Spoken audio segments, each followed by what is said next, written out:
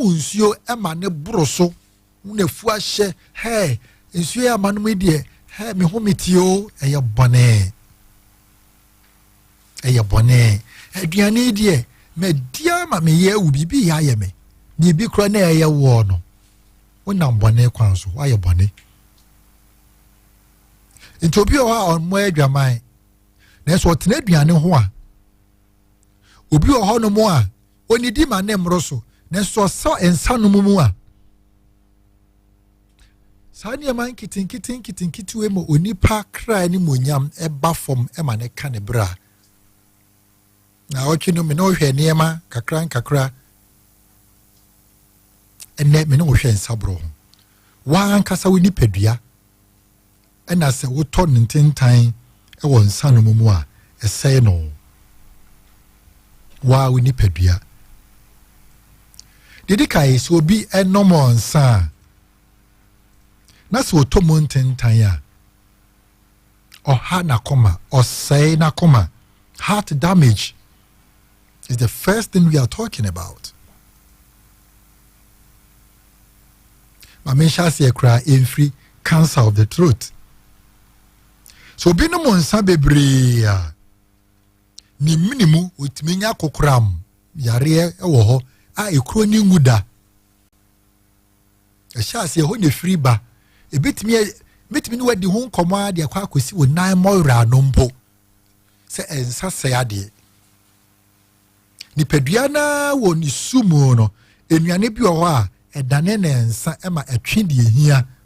ebroni ane edua saa niema no banche saa niema no eno atwe saa ensa su no a nipadua ni hia enso obi wo ho no mo a na osan ade bia ka ho odofo wo yesa o minimu wenum betimi enye kuro e wo ho no mo a ekuro ni entimi enkwada uye oba o uye bema o ebetimi ayo enye se bible say enti na wo ye wa nkasa no anipadua mu no na se sa de we e wo mu a se wo minimu anya akokora mo a obeyede na watimi abobra nkrofo ebo yibi ahoden ni asumdwe ade benante aye adwuma no wo de be kasa aye adwuma na we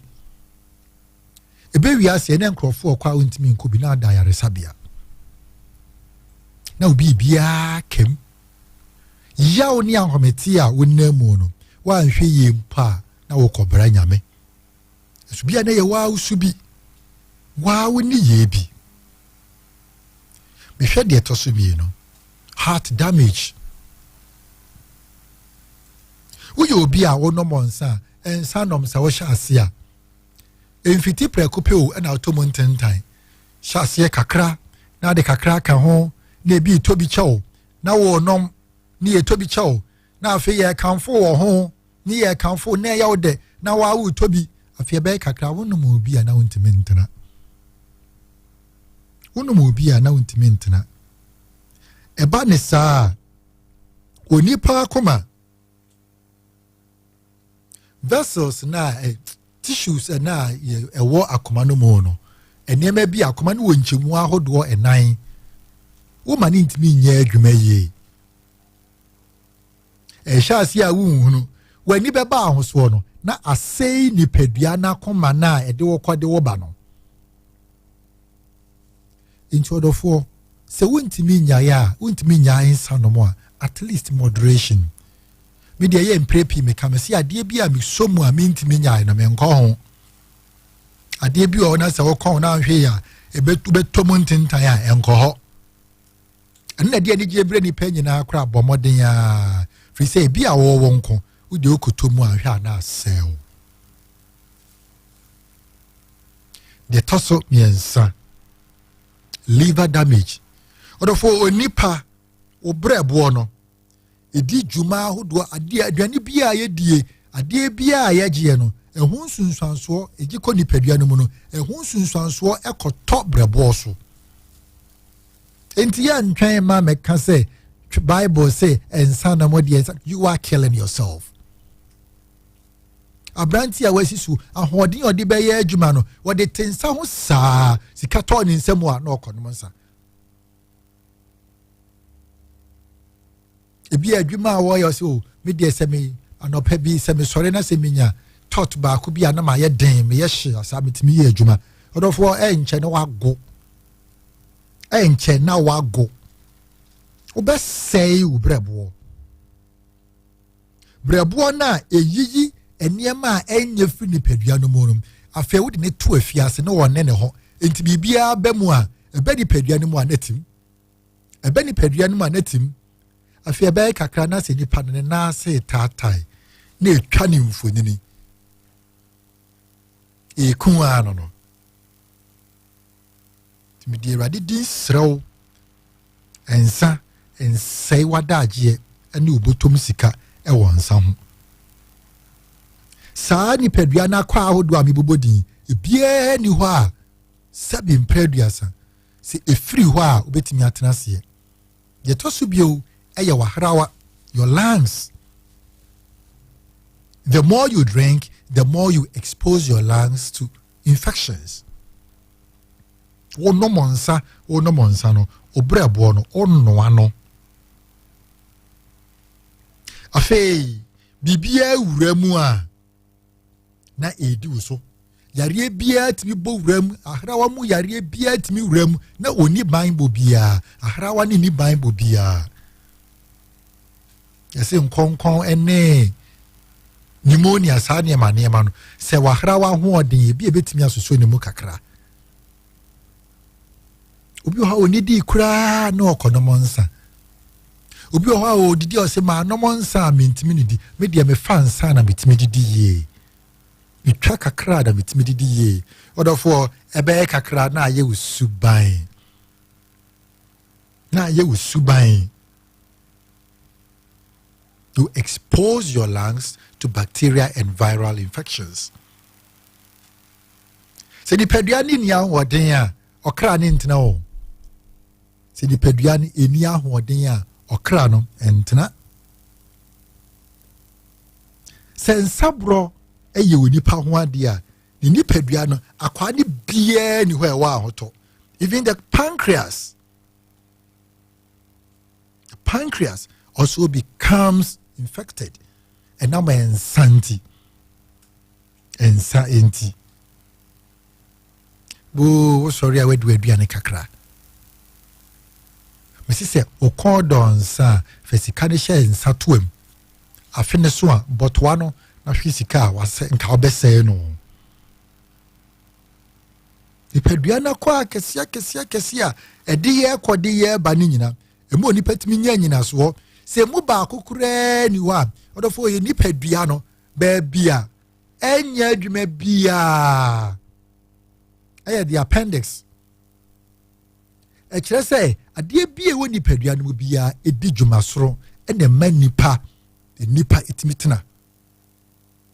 ɛmfa nso ayɛ mpaebɔfoɔ no watɔ nsa no mu ntentan ɛbɛsɛ wɔ nipadua sɛ wo kra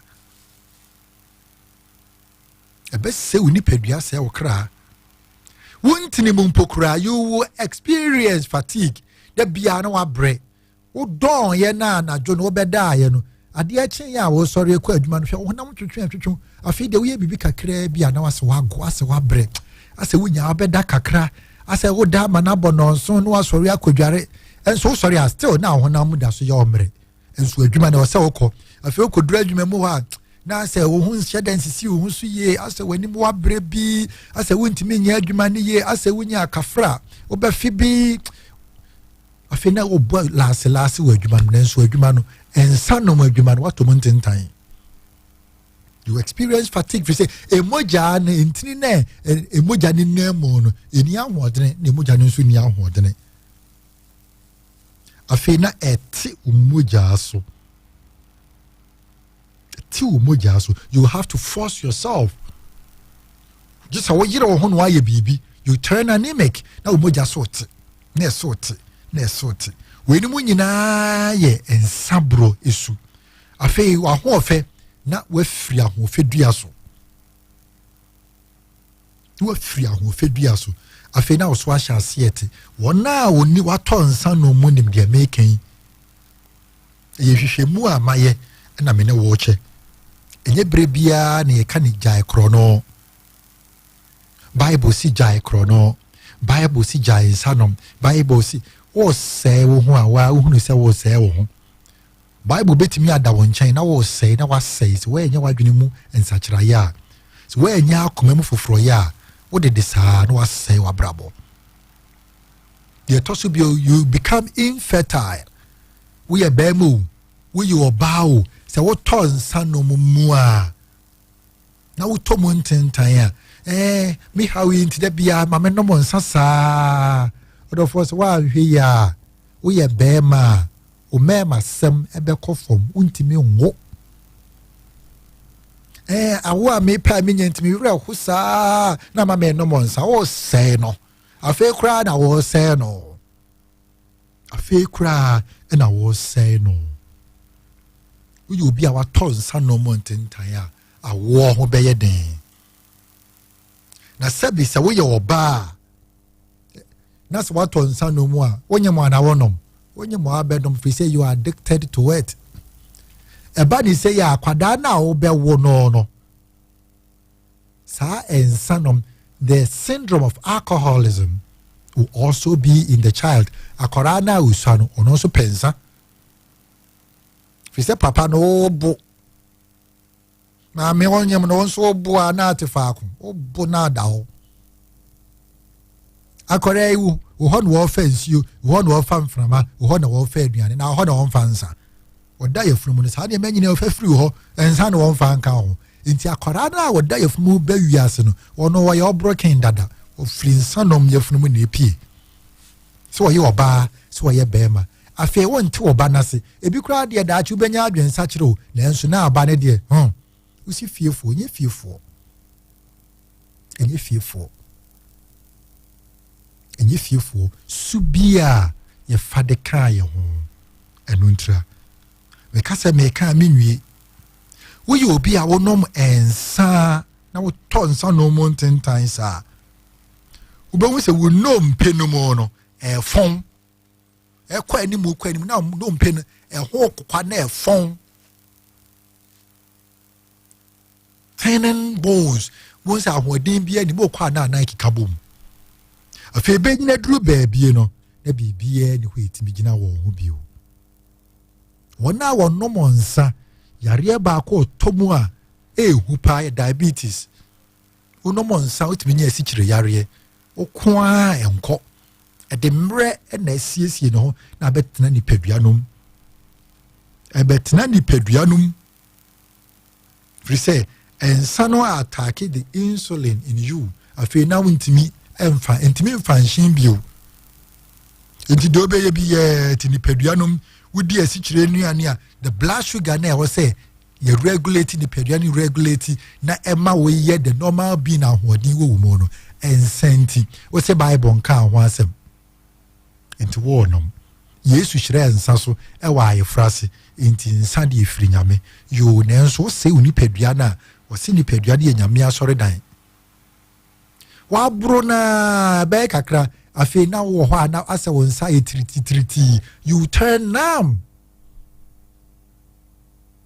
you become so numb on sa na triti na ona triti ona mo na uti mo ayodududu. It is affecting the nervous system, the central nervous system. Therefore ensanya de ni pagigi ani mom aye mu bi de aye aduane ni nsu ye de horo yensa no ani die mo emre intimidisi ha ebia adomdom ye ne da foforo ebesa di ho nkomo ye bia ho manatum 0505 225578 0505 225578 ana 0505 224944 0505 224944. For self-fra and it be a chair where Radinasa was a hot and a minishra. I know I'm a radio volume knock off from Amaye. Hello? What Radinaya say? I want a minishra. ani die mu odin ni ba bia kase free Father Mbade Kofi Boachi ni sra so adaja yo papa yetie wa Father bitie wasem ya Yankopon fa sa kwanya we sina we nshua amen na mpenimfo wa bibu bi se obi asem ho na yekabi na ye dia dance timitie ni o kan fa adwendwene a na se sanu mema lipadua sanse lumpe no ho we no Father na pese bisa se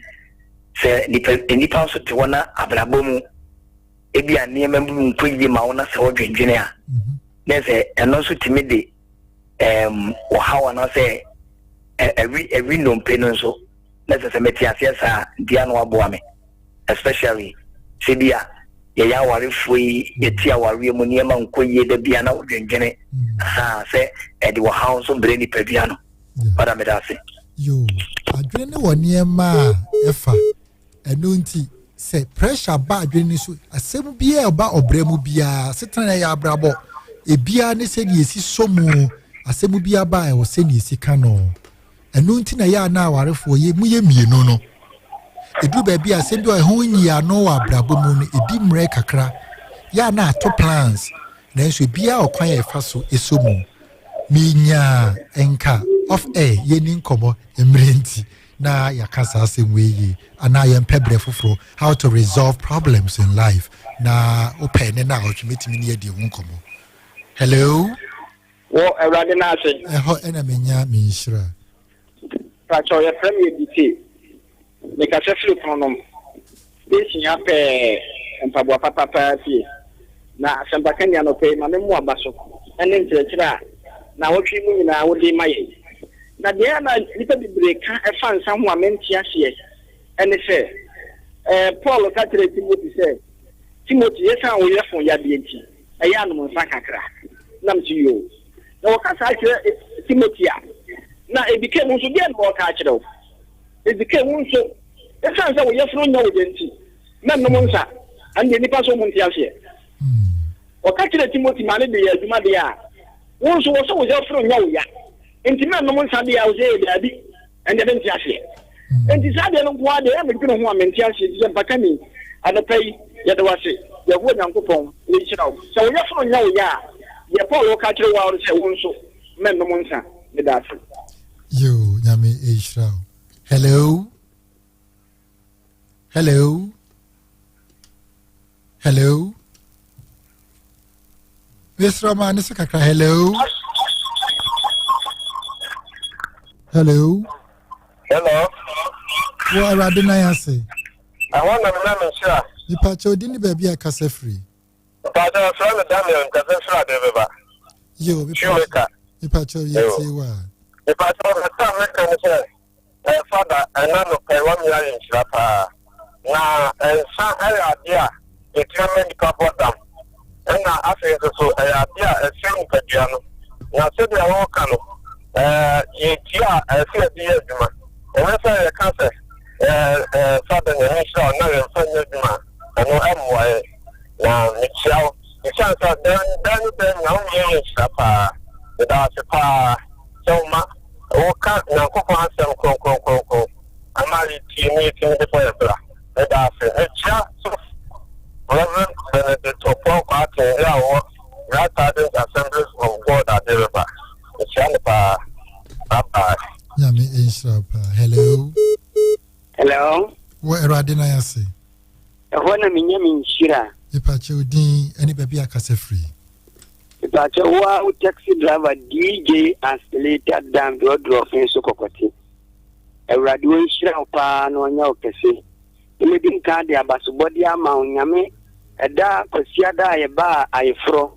ekwan a ofa asutu awalefo amukohia akobobra